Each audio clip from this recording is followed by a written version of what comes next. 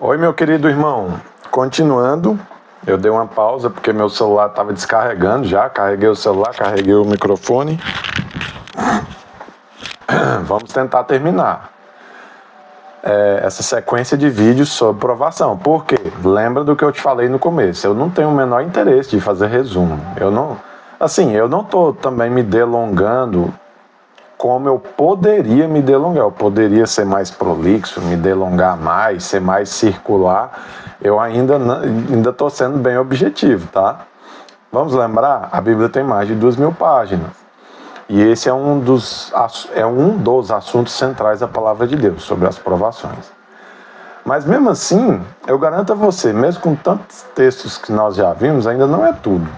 Então, talvez mais para frente, eu faça mais vídeos dentro desse assunto. Mas pelo menos esse aqui, ele vai te dar assim, uma clareza do que é ser um cristão. O cristão vai passar por provações, porque você precisa das provações. Vamos lá. Para você que não confia, abre sua Bíblia e leia você mesmo. Investigue você mesmo. Mas eu estou aqui para te provar que a verdade é essa. Eu estou vendo que esse celular até é torto.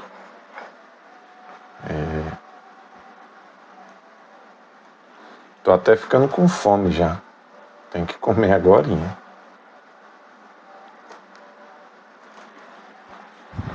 Bem, vamos lá. Salmos 66, 8. A partir do 8. Povos do mundo, louvem o nosso Deus, cantando louvores em alto e bom som. É Ele quem protege nossa vida e não nos deixa tropeçar. Está vendo que? Não, vamos lá, vamos continuar. O Senhor, nosso Deus, nos submeteu à prova e nos colocou no fogo. Para, sabe o que é para? Deixa eu me lembrar, é uma preposição, acho que é uma preposição, que ela tem o sentido para de explicar o objetivo, o propósito, a razão. Por exemplo, se eu te disser, eu vou te dizer, eu penteei o meu cabelo antes de fazer o vídeo. Qual o propósito de pentear meu cabelo? Ou seja, eu penteei para não ficar tão feio no vídeo. Entendeu? Então, para sempre aponta a razão, o motivo. Então, olha só. Deus nos colocou no fogo, né? Para nos purificar. Como se faz com a prata. O Senhor nos prendeu numa armadilha e colocou fardos pesados sobre as nossas costas. Deixou que o exército inimigo cavalgasse sobre as nossas cabeças. Passamos pelo fogo e pela água, mas depois de tudo isso nos deu um lugar de fartura. Veja bem, por que o salmista compara a aprovação de Deus com nos colocar no fogo como se faz com a prata? É porque, veja bem, a prata é um minério e o fogo é a mesma coisa. Muda pouca coisa, a química do material. A prata ela é encontrada na natureza pura. Não, falei errado. Impura. O ouro também. Então o ouro ele vem misturado com outros tipos de minério, com terra, com pedra, com outras coisas. O ouro e a prata impuros não tem muito valor. Tem um valor misturado, né, com os minérios que ele tem. O que é que você paga por terra? Pouco dinheiro, não é? Então, se você tem um ouro que está misturado com terra, o valor desse ouro fica menor, é óbvio. Agora, a prata pura vale mais. Então, como que é o processo que você conduz a prata para que ela se purifique? Você joga ela no fogo. Então, veja bem, a prata, naturalmente, ela tem várias impurezas. O ouríveres é o profissional que trabalha com a purificação dos minérios. O ouríveres pega a prata lá na natureza toda impura. Ele olha e fala, essa daqui eu vou ter que jogar ela no fogo para as impurezas saírem. Ele pega essa prata, esse ouro, coloca sobre o fogo e o que acontece? As impurezas, elas começam a se separar do material puro, da prata e do ouro. E as impurezas ficam por cima do metal aquecido. Ele vem com um gancho e tira a impureza, tira outra, tira outra, tira outra. Ele vem tirando e depois ele joga sobre a água, a impureza fica por cima da água e o minério puro vai para baixo. Assim ele consegue fazer o quê? Uma separação entre as impurezas da prata e do ouro puro. Veja bem, Deus é o oríveres e ele vem e nos joga no fogo para nos purificar. Olha o que ele disse no começo. É Ele quem protege nossa vida e não nos deixa tropeçar. Antes, quando você andava perdido no pecado e no mundo, você tropeçava em muitas coisas. Mas quando você é adotado por Jesus, é adotado pelo Senhor, o Senhor agora assume o compromisso de não te deixar ficar tropeçando mais. E é Ele quem te protege de cair em pecado, cair em ruína, em destruição. E como Ele faz isso? Como o Senhor faz isso? Te colocando no fogo, para te purificar. Mas veja bem, não é só isso. Olha só o que diz o texto.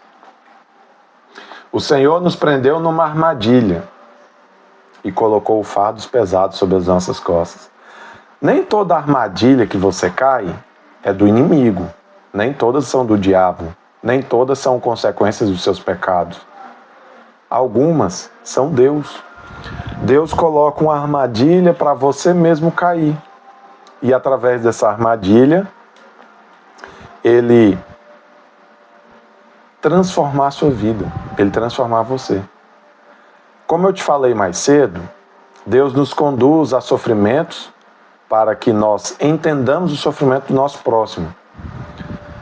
Estou tentando lembrar de um personagem bíblico, já sei, lembrei, acabei de me lembrar, Oséias. Oséias, Deus induziu ele a se casar com a prostituta. Imagina o tanto que esse homem sofreu. Eu não sei se você conhece a história de Oséias.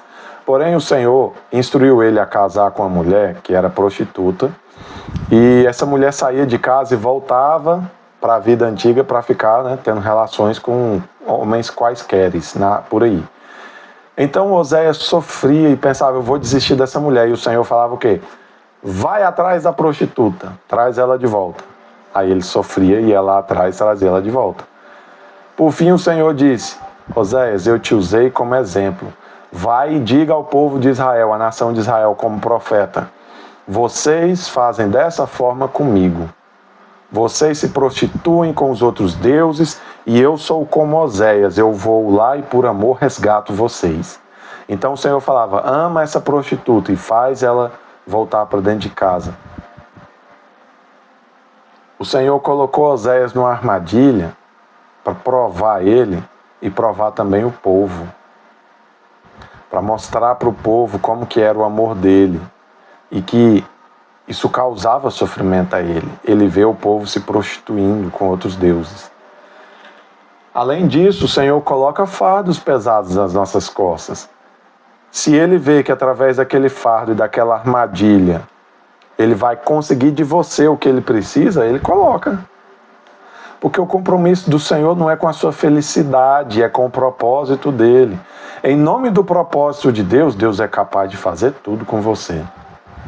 Porque você existe, meu querido, para servir a Ele, para ser o filho. O filho que lhe serve em tudo que lhe apraz. Veja Jesus. Jesus foi colocado por Deus numa cruz. A cruz era uma armadilha. Era um fardo pesado. Ele carregou uma cruz pesada nas costas. Mas ele aprendeu a obediência.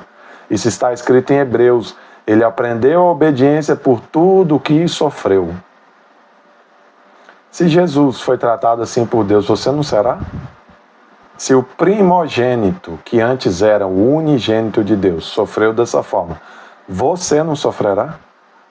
Mas se alegre, porque aquele que sofre com Cristo também participa da sua glória. Esse sofrimento não será em vão. Ele rende um peso de glória, de reconhecimento, de louvor, de participação muito grande. Não se pode comparar esses pequenos sofrimentos com a glória que em nós será revelada naquele dia. Veja bem, deixou que o exército inimigo cavalgasse sobre as nossas cabeças. Você já percebeu que na história de Jó, Deus libera Satanás para tocar na vida de Jó e depois tocar na saúde dele? Quem liberou? Deus. Às vezes aquele inimigo que você tem, você acha que é o diabo, é o demônio querendo te destruir. Não é. Não é. É Deus que está permitindo. Porque quando é para te abençoar, Deus usa até o diabo. Sabe por que eu digo que é para te abençoar? Olha só o texto. Passamos pelo fogo e pela água, mas depois de tudo isso nos deu um lugar de fartura. Então todas essas provações, te colocar à prova no fogo para purificar, prender você numa armadilha, colocar fardo pesado nas suas costas, deixar que o inimigo cavalgue sobre sua cabeça, passar você pelo fogo, pela água, é para te colocar num lugar de fartura depois. Então, o sofrimento que Deus permite não é vazio de significado. Não, não é. Ele faz isso, faz. Mas depois, ele te dá um lugar de fartura. Depois vem a recompensa. Não é em vão o que você passa, o que você está passando. Lembrando que você deve considerar todos os outros vídeos que eu falei.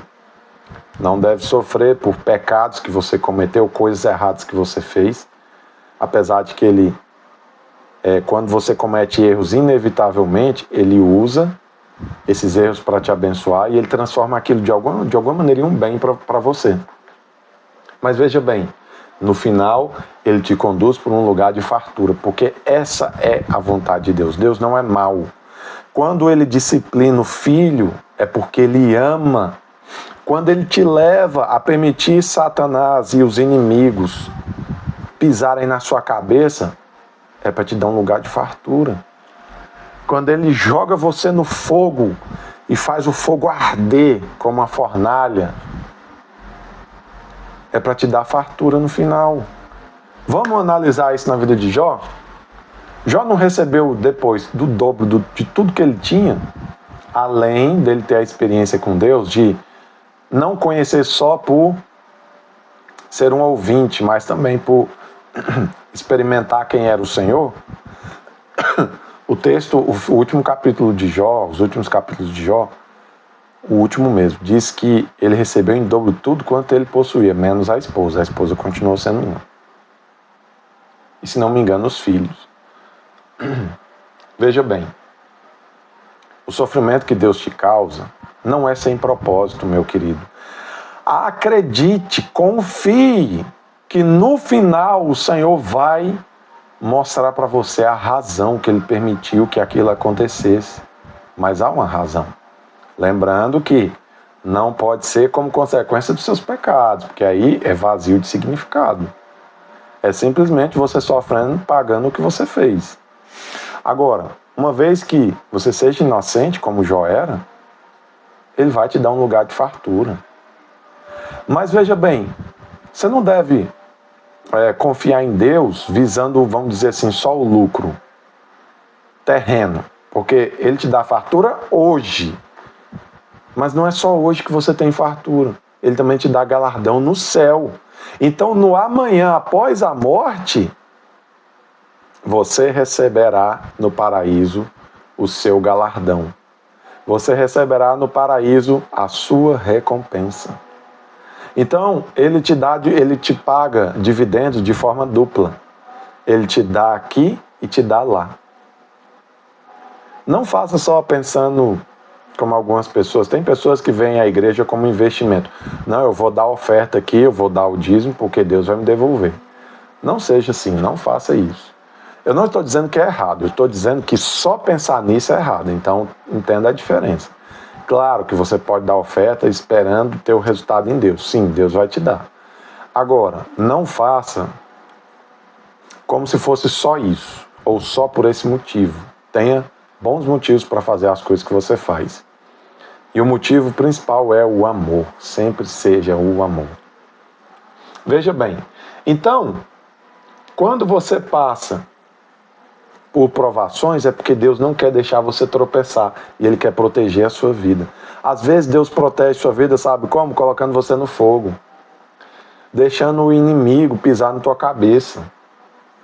Colocando fardos pesados e colocando você em armadilhas, passando você pelo fogo e pela água. Assim é que Ele te protege. Te protege para não te deixar tropeçar e para proteger a sua vida. Porque, infelizmente, muitos de nós, e em algumas ocasiões todos de nós, precisamos que Deus nos discipline, que Deus nos corrija, que Deus seja duro conosco. E Ele faz isso porque nos ama. Às vezes você precisa sim do sofrimento. O sofrimento, a tribulação, a dor, a provação vai te proteger. Vou te dar um exemplo aqui. Tem um irmão que me chegou o conhecimento que ele sempre vivia com pouco. Era escasso, vivia com pouquíssimo dinheiro, muito pouco dinheiro.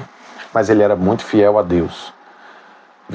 Congregava na igreja, frequentava os cultos regularmente, devolvia o dízimo, era tudo. Tudo ele era uma pessoa exemplar. Uma certa feita, ele teve uma ideia de fabricar sapatos. E ele começou a fabricar sapatos. E aquilo começou a dar certo. E essa pessoa começou a ir menos na igreja. E quando perguntavam ele dizia: "Oh, irmão, eu estou trabalhando demais. Nossa, tá deslanchando o negócio, tá voando." E ele frequentava, continuava indo, porém foi diminuindo. Até que ele virou um turista na igreja. Quase que não ia e não aparecia lá mais. Foram visitar ele dizia a mesma coisa. "Não, meu irmão, é que agora eu estou comprando umas máquinas." E ele comprou uma máquina, duas, e foi fazendo muito dinheiro. E foi dando muito sucesso. Até que ele parou de ir na igreja. Parou de ir, abandonou as coisas de Deus. Saiu da igreja, não era mais membro. E aí o pastor entendeu o porquê que Deus sempre manteve ele na escassez ali, ó. De forma regrada, no pouquinho. Manteve ele no pouco. Por quê? Era para proteger ele. Era para evitar que ele tropeçasse. Então esse cara andava com um fardo pesado de viver na escassez, na miséria, na pobreza, porque Deus não queria perder ele. Então o Senhor deixou ele carregar aquele fardo pesado para proteger ele, para evitar que ele tropeçasse. Mas quando Deus deixou ele, entregou ele à própria sorte, o que ele fez? Não soube lidar com o dinheiro e o dinheiro corrompeu a alma dele. Será que você que está me ouvindo não é bem assim? Não é desse jeito? Talvez Deus ainda não te entregou uma namorada, uma esposa, um emprego dos sonhos, não entregou um automóvel, ou uma moto. Tem muita gente que é moto, né? Se ele entregar uma moto na mão dele, ele se mata na BR, na rua, na pista, na avenida. Será que você não é um desses? Que Deus precisa sempre estar te provando e te colocando em dificuldade para você ser fiel? Se você for, muda a resposta que você dá a Deus. Seja fiel no pouco e no muito. Não seja esse tipo de gente que quando recebe um pouquinho mais e se esquece de onde veio, se esquece do lugar que saiu, se esquece das pessoas que te ajudaram, se esquece da igreja, se esquece do Senhor. Agora eu não dependo mais de igreja, de oração, de Deus, nem de nada. Agora eu tenho. Não seja esse tipo de pessoa. Senão Deus sempre vai ter que te manter ali, ó, na coleira, para você não sair. Responda a Deus corretamente, para Ele te colocar na fartura. Lembra do outro vídeo que eu gravei, que Deus sempre quer de nós uma resposta? Então, saiba qual é a resposta que Ele quer de você, para que Ele possa te dar fartura. Vamos lá. Salmo 11, 5. O Senhor põe à prova os que lhe obedecem, e também aqueles que não lhe dão importância.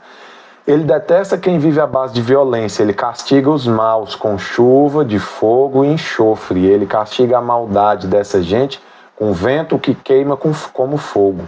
O Senhor ama a justiça, porque Ele é justo. Quem obedece de coração à sua lei viverá em sua presença. Deus, Ele provará os ímpios com o inferno. Só que ali não cabe mais aprovação. O inferno não cabe mais aprovação. Aqueles que lhe obedecem, o Senhor prova, que é o que a gente está vendo aqui, né? O Senhor prova aqueles que obedecem a Ele.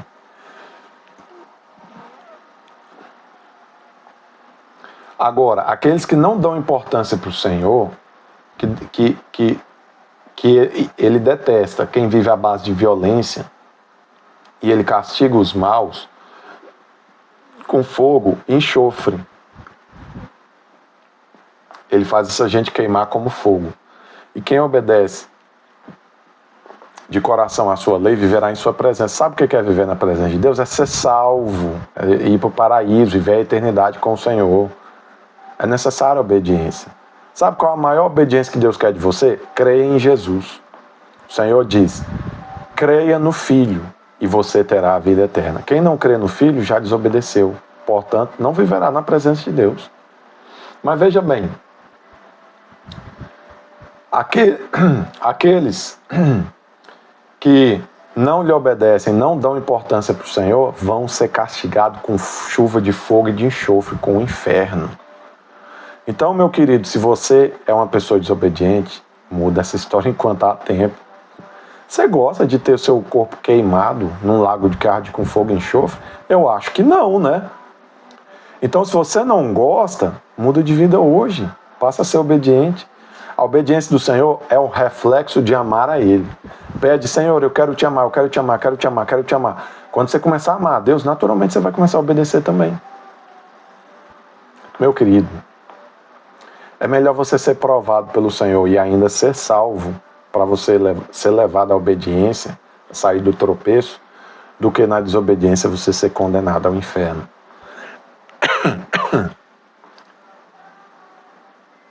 Provérbios 17:3. O calor e o fogo purificam a prata e o ouro, mas o Senhor prova os corações. Deus prova o teu coração para saber o que tem dentro dele. Sabe onde isso está escrito também? Deuteronômio 8:2.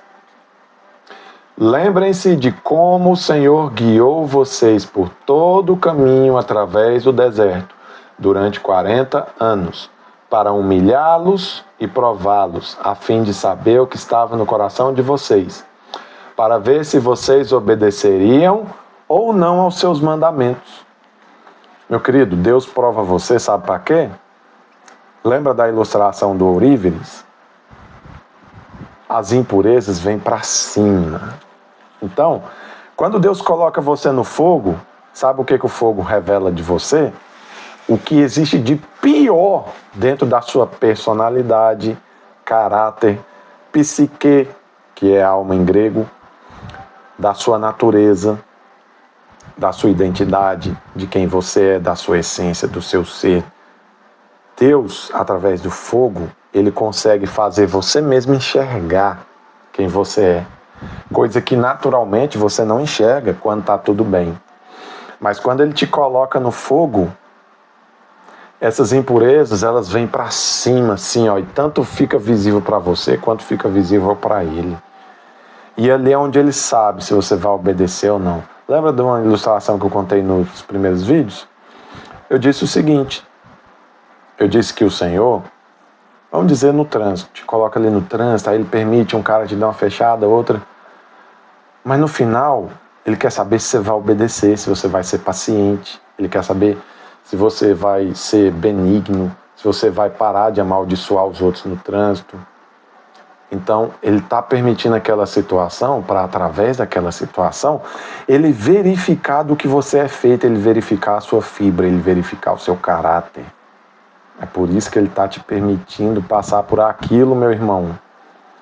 Então, veja bem, o Senhor o Senhor, Ele prova você para saber o que tem no teu coração. Assim como a ilustração do ouro e da prata, Ele precisa te jogar no fogo. Quando Ele joga no fogo, o pior de você vem à tona. Você quer que eu te ilustre melhor isso? Às vezes você está no trabalho, uma pessoa começa a te perseguir, aí outro vem e te enche a paciência, o outro faz o que você não gosta. Aí você fica irritado. Quando você fica irritado, você é o maior arrogante que existe. Você xinga, você esbraveja, você é passivo-agressivo, você é violento, você maltrata, você humilha, você diminui. Porque você está numa circunstância ali que está te levando ao extremo da sua natureza, da sua personalidade. Você está com os nervos à flor da pele. Deus precisa de tirar isso para fora, para isso ser tratado. E às vezes Ele precisa de jogar você naquela situação específica, porque é naquela situação específica que aquele seu defeito e aquele seu problema aparece. Se não for naquela situação, ele não aparece. Então Ele tem que provar seu coração. Lembra do que Paulo escreveu, que a gente leu na outra aula? Vamos chamar isso aqui de aula ou então de pregação. Paulo disse assim, ó. O Senhor nos colocou numa certeza de morte, para que confiássemos que Ele ressuscita, Ele pode nos ressuscitar dos mortos. A gente leu isso mais cedo. Então veja bem, às vezes Ele te coloca naquela situação que desperta o pior em você, mas é porque Ele quer tirar para fora, Ele quer mudar você. Ele quer extirpar da sua essência o que você é hoje, para caber Cristo, para Cristo poder assumir o lugar daquilo. E agora você ser parecido com o Filho e não consigo mesmo mais.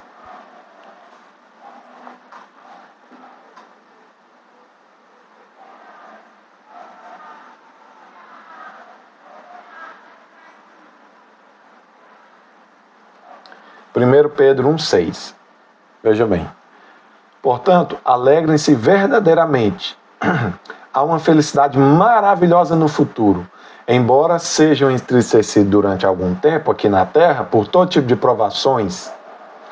Essas provações, veja bem, ele diz todo tipo de provações. Você não vai ser provado só de uma forma, nem só em uma coisa não, tá? Você vai passar por todo tipo de coisa. Se prepara.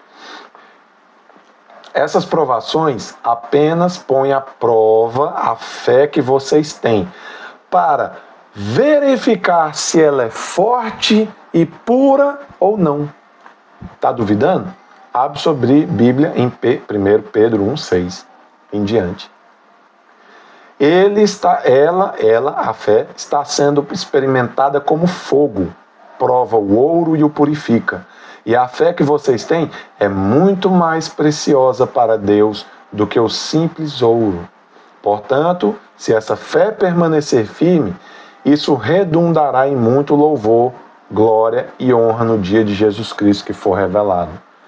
Agora eu vou te dizer, você sabe por que ele diz assim, ó? Se essa fé permanecer firme, sabe por quê? A resposta está aqui, ó, em Lucas. Em Lucas 8,13, na parábola do semeador, olha o que Jesus ensina. As sementes que caíram sobre as pedras representam aqueles que têm prazer em ouvir a palavra, mas não têm raiz. Eles creem por algum tempo, mas quando sopram os ventos fortes da provação, perdem o interesse. Eles perdem a fé, eles perdem o interesse na vida cotidiana com Cristo, na vida cristã, na fé que nós professamos. Vou continuar no próximo corte.